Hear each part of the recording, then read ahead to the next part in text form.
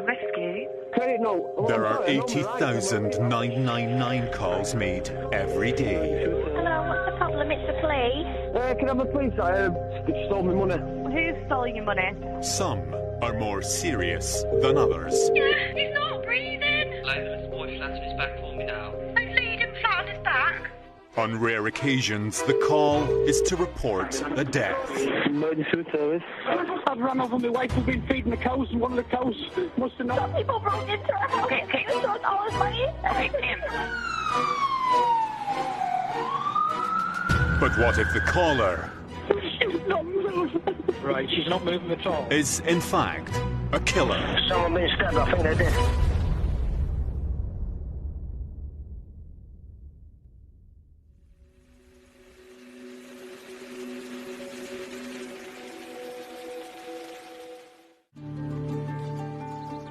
Melsonby is a pretty village in one of the most rural parts of North Yorkshire. At the heart of Melsonby village is the post office and village shop, located on the busy crossroads. The post office was owned and run by Robin Garbutt and his wife, Diana. Robin was up very early. He opened at 5 o'clock every day and ran what people described as a very good post office business. Thank you very much. I got to know him virtually most mornings, delivering the milk to the shop. Morning, Dave. How are you? Fine, thanks. See him 6 days a week, every morning at about the same time, only for about 10 minutes, quarter of an hour. But we'd always have a little chat. Just pop it there. I'll see to it in a minute. Righto. See ya. Take care. He was very easy to talk to, no airs and graces about him, always clean shaven, always smartly dressed.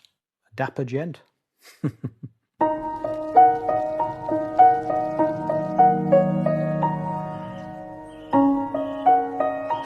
now.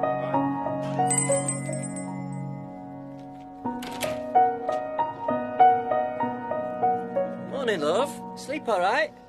I just put the kettle on. Do you want one? They were a big part of the village. Diane belonged to a book club.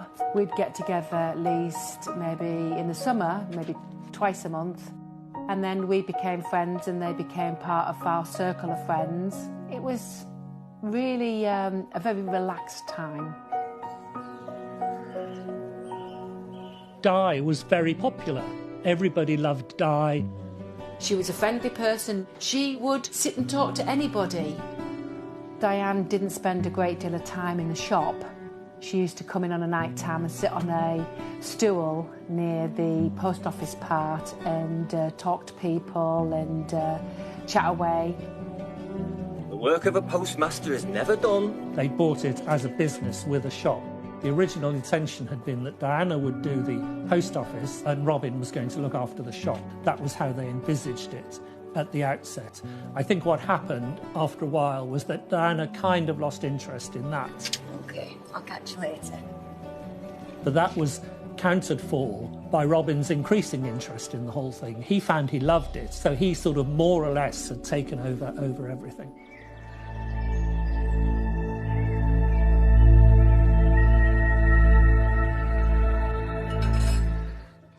How does that sound? Perfect. Pub? I'd love to. But duty calls in the morning. Oh, come on. Shop can wait. Oh, do you want to get up at 4?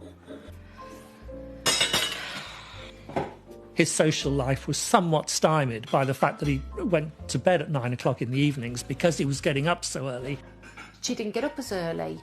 You know, she'd often stay in bed till 11 o'clock because, you know, that was her lifestyle.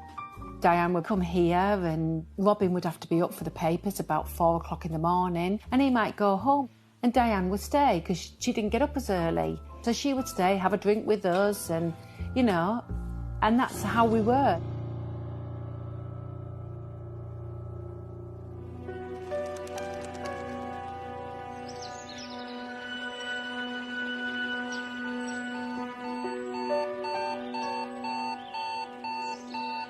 Robin and Diana met 7 or 8 years earlier. Robin had been working in the electrical supply industry.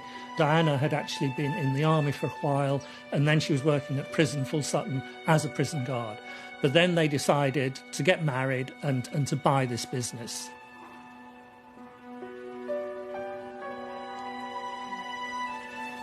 Robin and Di were happy. I never heard her say anything bad about him or him to her. I think they were both outgoing and had fairly extrovert personalities. This tended to manifest itself in different ways. Nevertheless, there was nothing to indicate that there was any rift between them. On the morning of the 17th of March 2009, Robin Garbutt was following his usual routine by preparing the shop for the morning rush hour.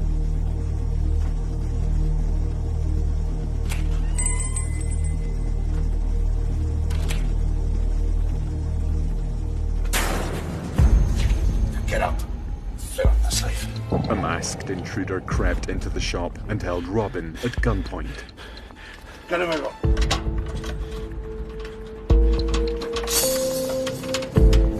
With a pistol aimed at his head, Robin was forced to empty the post office safe.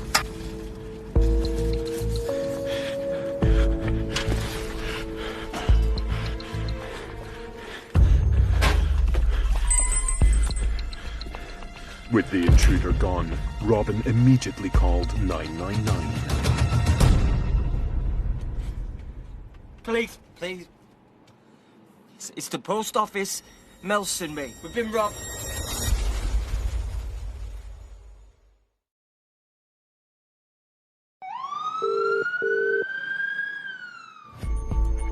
In the rural Yorkshire village of Melsonby, the village post office owned by Robin and Diana Garbutt had been robbed at gunpoint.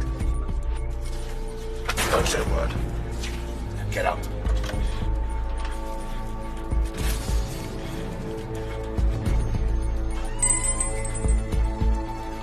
Please, please. It's the post office. Mel's and me. We've been robbed. 11,000 had been taken. We've just gone. They'd been wearing balaclavas, you know, you'd got no identification, basically. Despite the follow-up police investigation, no one was apprehended for the robbery, and life continued as normal for Robin and Diana. Afterwards, he was a wreck in that shop.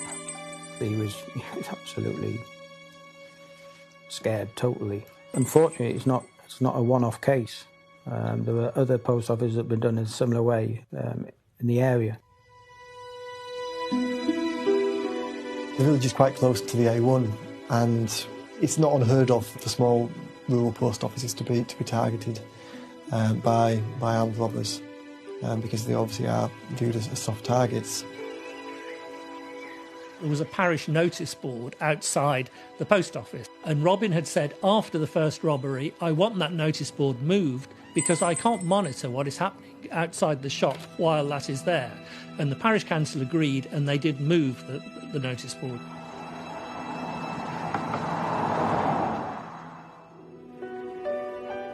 After the robbery, Robin asked the post office to pay him more for security, but the post office refused. He had contemplated putting in his own security system, but Diana had other ideas. I really think we should update the kitchen, don't you? Why? What's wrong with it? It's only 100 years out of date. You know we can't afford it. Oh, come on. It won't cost that much. I am serious. We can't afford it. Robin? But keen to keep his wife happy, the couple chose a new kitchen over a new security system for the post office. Diane was more outspoken than Robin. Robin was very quiet and totally different. You know, if Diane didn't like something, a spade was a spade, and Diane wasn't one of these people who talked behind your back. She said it to your face.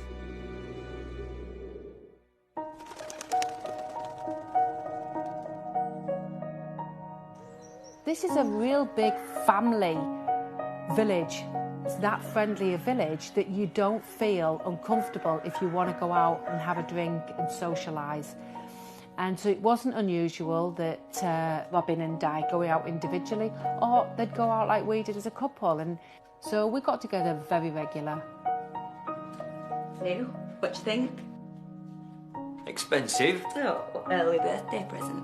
Every girl needs spoiling once in a while, Robin.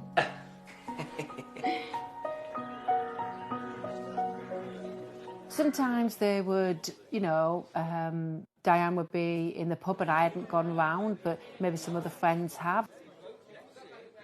They were happy to shut the shop up, come round to somebody's house in the village and have a barbecue, a chat and a drink. Well, it was lovely to see you all. No, Robin, you're not going now, are you? Been a few hours. Oh, Robin, come on, please. Just another one. Come on, darling, just open up a bit later. If only. Well, I'm staying. I'll see you a bit later. Right.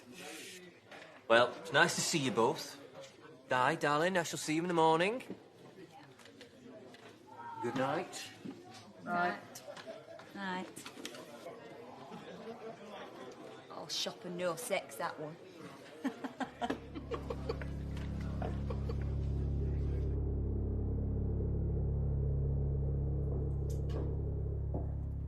I think everybody regarded them as a couple. That isn't to say that they were regarded as a perfect couple.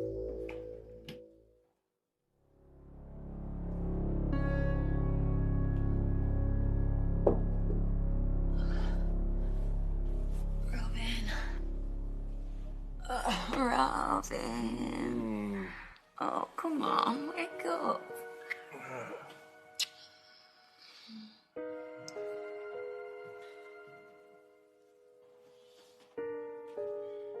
Certainly, Diana had remarked that Robin was all shop and no sex. But nevertheless, there was nothing to indicate that there was any rift between them.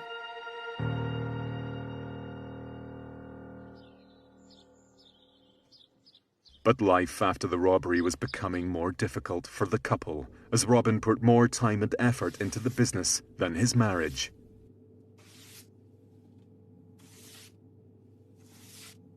What's wrong? I'm fine. What's the matter? Nothing. Di? I'm bored, Robin. I'm bored of it all. I'm bored of the post office, I'm bored of this life, I'm bored of this marriage. What? It was our dream. Our business. Oh, it's hard work, but I thought you wanted it. I did. Just not anymore. What are you saying? I don't want to be stuck in here forever. You know, doing the same thing day in, day out. There's more to life than running a post office. Di. You're gonna leave me, are you?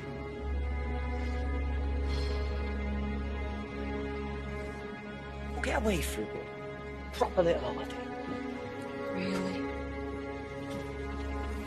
Robin's promise of a holiday appeared to placate Diana, and life continued for the couple. Hi, I'm back. Did you get everything okay? Bank called, said the card was overdrawn. Oh, it's all sorted. I'm just unloading now.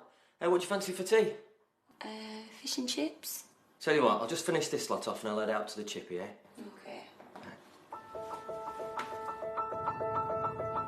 On March the 22nd, 2010, Robin Garbutt went out to buy fish and chips for himself and Diana. Can't wait till we go away. 3 whole weeks. The American dream. They were going to America to see Di's sister. It was going to be a real treat for them, and they'd arranged to renew their wedding vows in Las Vegas. You want to watch yourself in Vegas, all those casinos. Yeah, and all those free cocktails. Yeah. Oh, I can't wait. So looking forward to it. I don't think trips to America were a regular occurrence. I think they'd specifically saved up for this one, and it was going to be a real treat for them. That evening, the couple went to bed as normal, with Robin's alarm clock ready for a 5 a.m. start.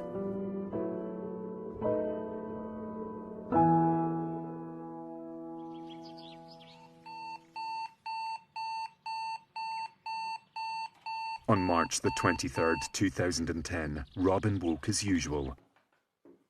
Washed and shaved before heading downstairs to prepare for the morning's business. Hey, 85. So from 5 o'clock, he was very busy, either serving people in the shop or unloading the rest of the material that he'd bought the night before at the cash and carry. Morning. Morning, Dave. Hey, good result for you lot at the weekend. Well, wonders never cease. 2-1, eh? Very good. Right, gotta go. Right, no rest of the wicked. On you go. See you later. Take care. Right, mate. The morning rush continued with a regular stream of customers up until approximately 8:30 a.m. Thank you. Thanks a lot.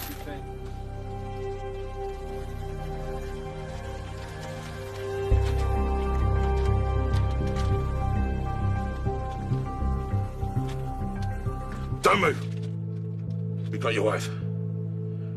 We need to turn the light off and lock the door. Whilst alone in the shop, Robin was confronted by a masked gunman. With the intruder claiming another gang member had Diana under their control. Unlock it.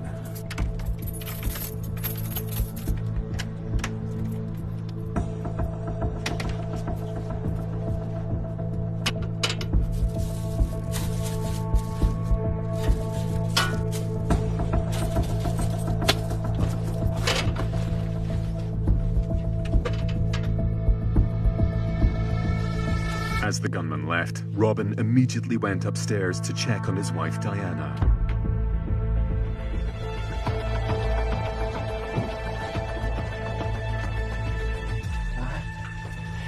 Di? Oh my God!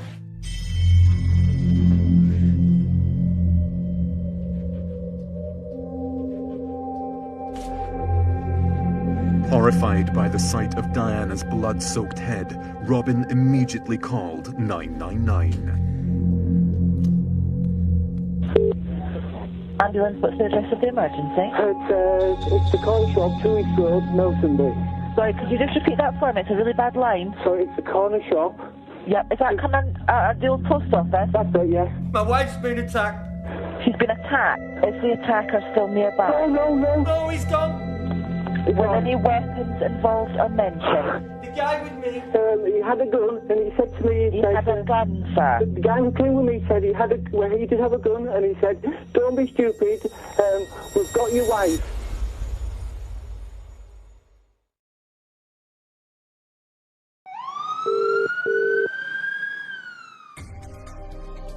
At around 8:30 a.m., Robin Garbutt's village shop was robbed by an armed gunman.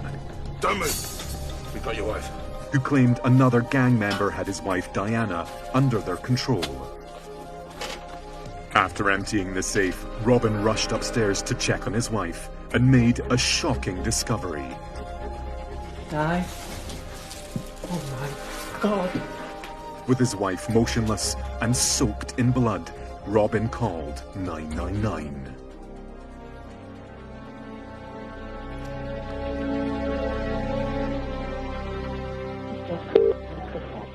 Ambulance, what's the address of the emergency? It's the corner shop, 2 East Road, Nelsonby.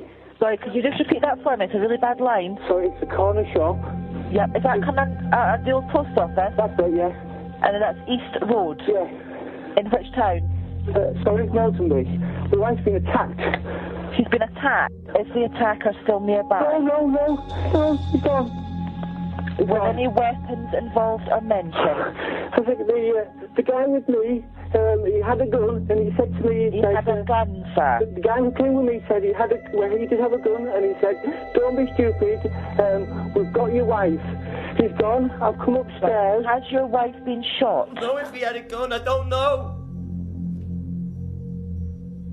In a blind panic, Robin exited the flat above the shop to find help. Please help me. Di's been attacked. God, I'll come right away. He returned moments later with a neighbour. Turn her over. Oh my God, her face. What about her face?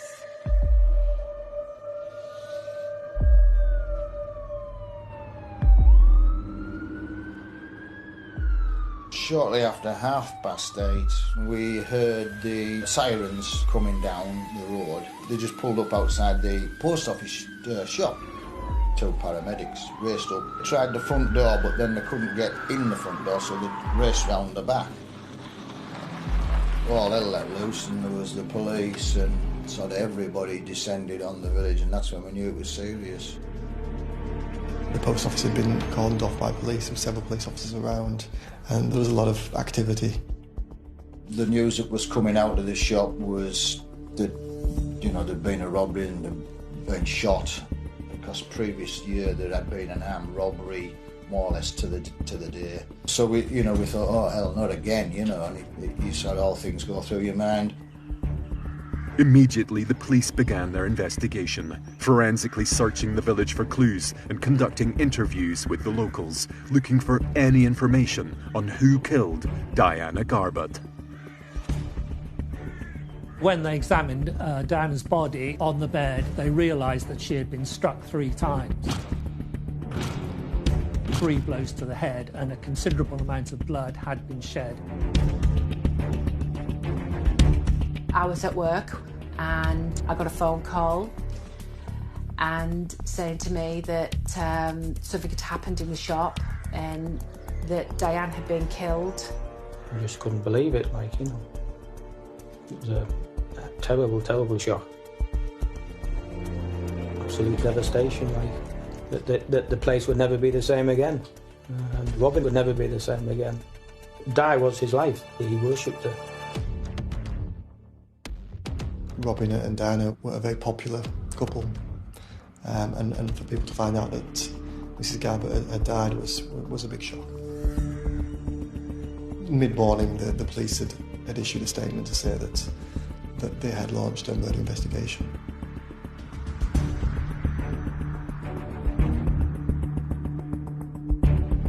As the investigation continued, Robin was brought into the police station for routine questioning.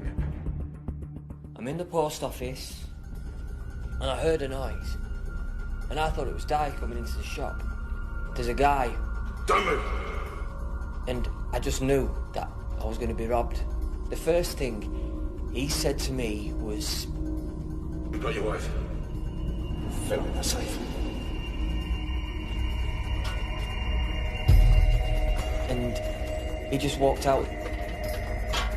And I went straight upstairs, and I put my head into Di's bedroom, our bedroom, and that's when I found that she'd been, she wasn't moving.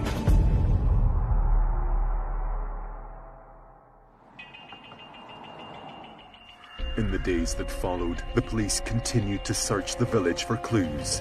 I think as information came out, there was various searches done in various areas. They did the village green, they did the churchyard, and again they did our yard. This is the main crossroads, east to west, and obviously north to south. That's the motorway road there, and it's about a mile down the motorway. Let's say the front of the shop, and then you come to the rear, and then that's where the bar was found up on the top of this wall here. A rusty metal bar was on top of this wall. This was where the bar was found, just on this wall here. What was interesting was that everybody said it looked as though it had been placed there. This wall was 8 feet high from the roadside, though if you walked around to the garage, then the ground sloped upwards, so in fact the wall was only about 3 feet high from that side. So when they sent it for analysis, it turned out to be the murder weapon, because it had Diana's DNA on it. I mean, he maybe expected it to go over, I don't know. I mean, there's 2 ways, isn't it? You either throw it or you would clamber up and just put it on, you know. With the yard being inaccessible during the morning of the murder, it made no sense to the police that the murderer had risked being seen by climbing the wall in full view of the road. The kids stand right opposite our wall. 27 minutes past, they're all here. It's fairly... you can more or less set your clock by it, you know. There's nothing rings right with it, you know. With no eyewitnesses of the assailants during the busiest part of the day, the police began to doubt Robin's version of events. Very quickly, the police were sceptical of Robin's story. They had listened to what he'd said, and they didn't believe him. They didn't think that what he was saying was likely to have happened.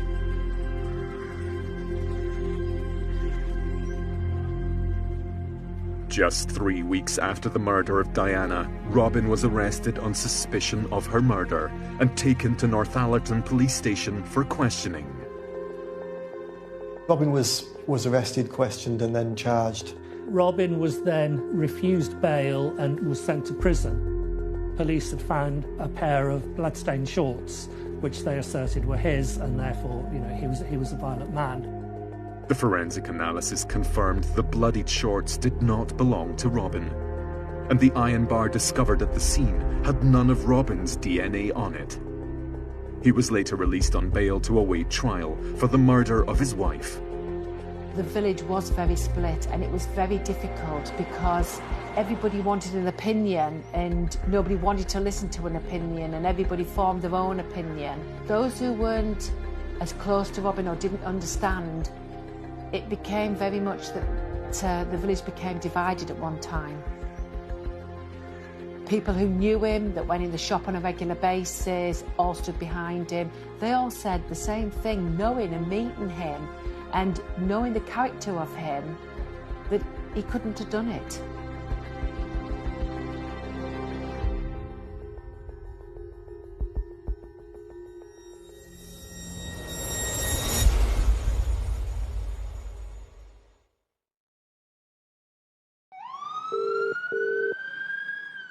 On March the 23rd, 2010, Don't move! You got your wife.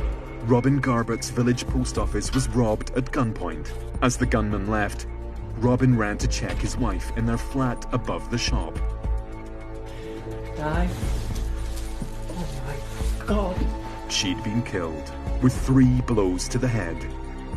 As the police investigated, the murder weapon was found across the road from the post office. You know, the bar was found up on the top of this wall here. A rusty metal bar was on top of this wall. It turned out to be the murder weapon because it had Diana's DNA on it.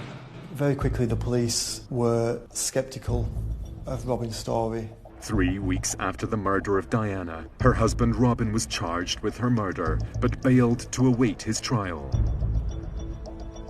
Robin was asked to stay away from the village for good enough reasons, and he went to live with his mother. All we were bothered about was finding out how Robin was, because we knew he'd be devastated, and we just wanted to show him that we supported him and we wanted to know that we believed in him.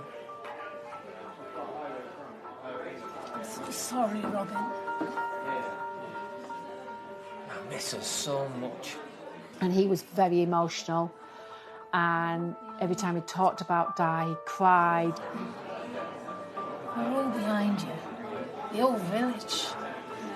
You don't have to worry about a thing. But I'm scared. What they're gonna say in court. You know I'll support you.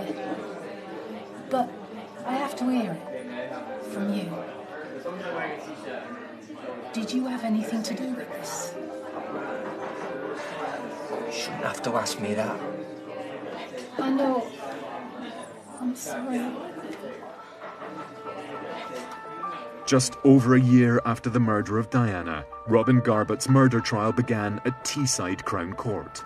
There was a large amount of interest, both from the media. There was obviously also family members. Both Diana's mother and Robin's family attended the court. This was an extraordinary trial, and there were some extraordinary features in it. Probably the most extraordinary feature was the way in which time of death was determined. The time of death was absolutely crucial, because if it happened after 5 or certainly after 6, there was no way that Robin could have done it, because the till roll showed that he'd been completely busy in the shop. The prosecution's pathologist concluded from the autopsy on Diana's body that the fish and chips she'd eaten the night before was not sufficiently digested. The expert purported to give a time of death that allowed the police to say that the death had occurred prior to Robin starting work in the shop that morning at 5 a.m. Supporting the time of death calculated by the prosecution's pathologist was the testimony of Robin's neighbour he'd summoned to the scene. When the body was discovered, the neighbour said she thought the fingers were stiff, although she attributed that to all the blood and making the fingers difficult to move. Oh my God, her face. What about her face? She also said the body was still warm, although perhaps getting a little cold.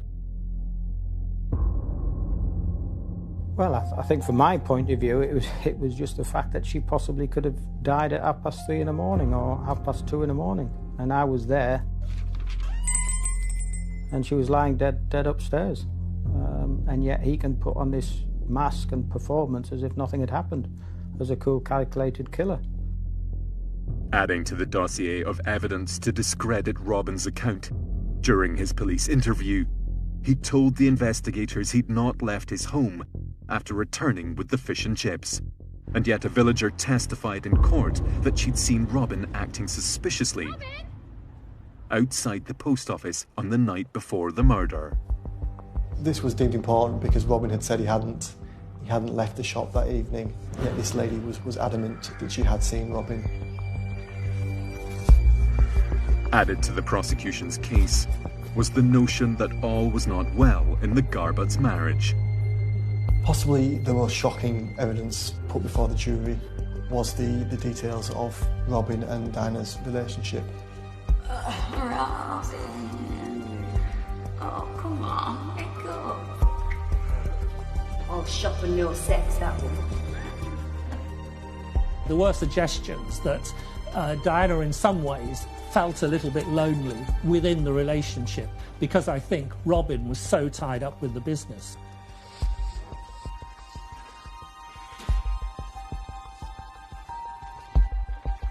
Mrs. Garbutt was particularly not happy within the relationship and was potentially looking to get out.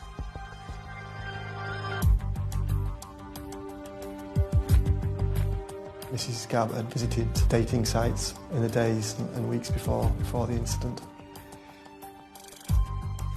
There was evidence from people who'd had affairs with Mrs. Garbutt in the months and years before the murder. I think in one case there was a fleeting kiss, in another case two of them got drunk at a party. There was evidence given that Diana had been packing that night, that clothes had been removed from the wardrobe. There was also evidence given that they were sleeping in separate bedrooms. Diana was found in the spare bedroom, not in the couple's bedroom, the suggestion being that they were sleeping apart.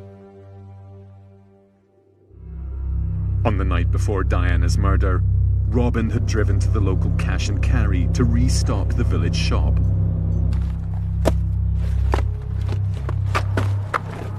Really, I'm sorry, this doesn't work either. I've tried this card and your wife's card. His credit cards were declined. Are you sure? Yeah. Robin had also tried to use Diana's credit card. That too was declined, prompting the bank to call her that evening. Did you get everything okay? Bank called, said the car was overdrawn. Oh, it's all sorted. I'm just unloading now. There was a lot of financial evidence suggesting that the Garbutts did have money problems. Probably things weren't 100% in the shop financially, because when you're in business you do notice things. I knew that stock was being depreciated in the shop. It seemed to me, though, that they weren't keeping the stock that the previous owners had kept. Robin had large credit card debts. There was a suggestion from the prosecution that Robin had been living or spending beyond their means. I really think we should update the kitchen, don't you? You know we can't afford it.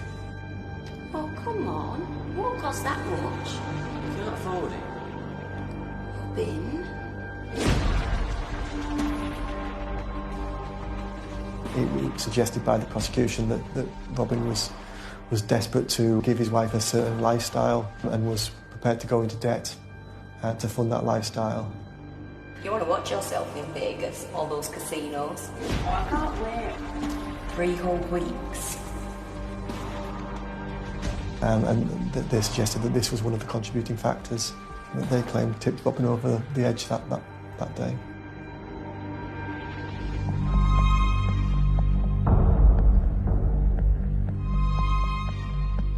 Throughout the trial, the prosecution painted a picture of Robin as a husband who was spending beyond his means to keep his wife. You're gonna leave me, are you? She perhaps didn't want to be in a relationship anymore. She was looking for out, and yet he was desperate to keep her, and he was prepared to spend considerable amounts of money to do that. The suggestion was that on the night the murder took place, Diana was potentially packing to leave. The suggestion of the prosecution was that Robin wanted to stop that, and it's then that he did what he did.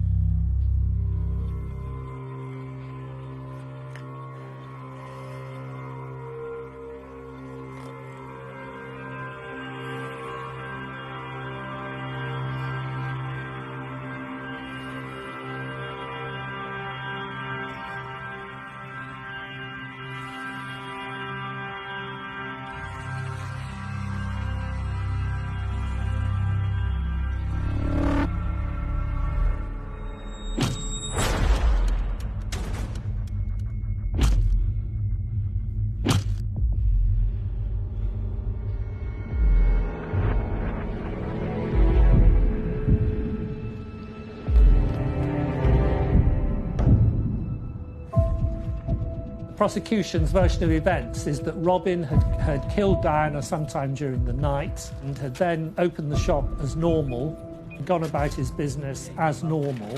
All right. Take care. And had then feigned the appearance of the gunman at about 8:30.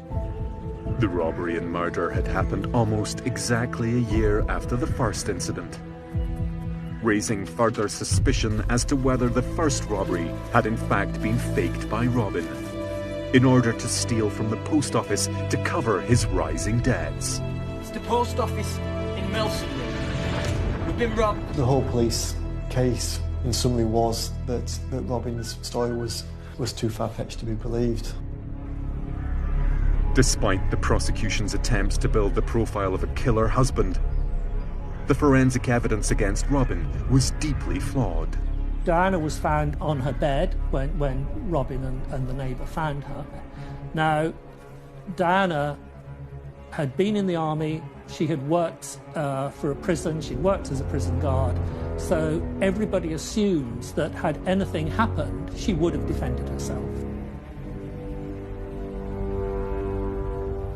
Robin? Oh my God!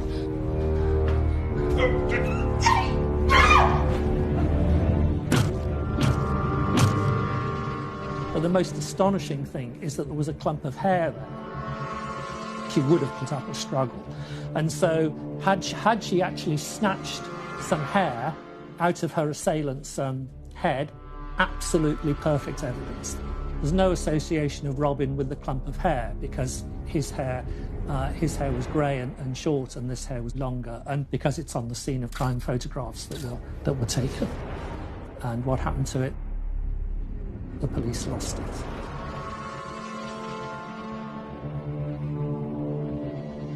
The defence team made a number of suggestions that North Yorkshire Police's investigation wasn't completely competent and professional as it could have been. It was the single most important piece of evidence, and all the police could say was, "Oh, we've lost it."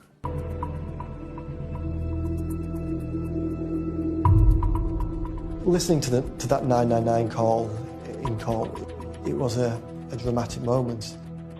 Were any weapons involved or mentioned? I think the guy with me, he had a gun, and he said to me... He had a gun, sir? The guy who came with me said he did have a gun, and he said, don't be stupid, we've got your wife. There was no doubt in my mind that Robin was extremely upset when making the call.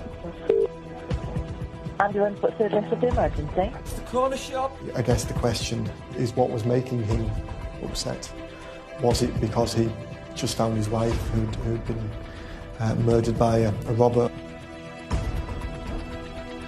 Or was it because he just murdered his wife?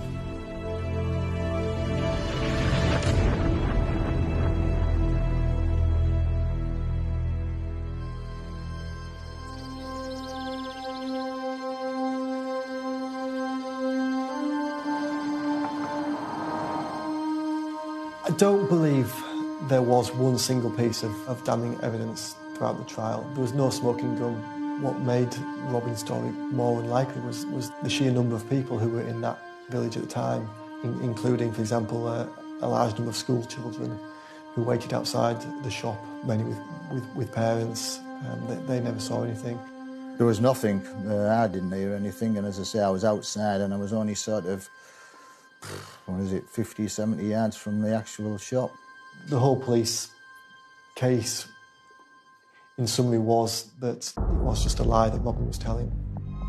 After less than 5 hours of deliberation, the jury returned their verdict.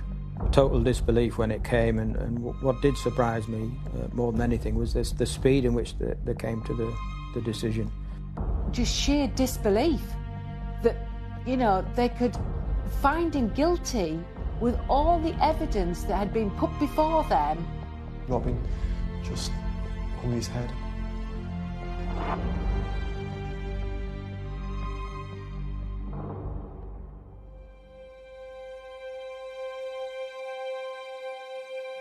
You only needed to see the look on Robin's face throughout the trial, let alone on the day, to understand that this man did not do it.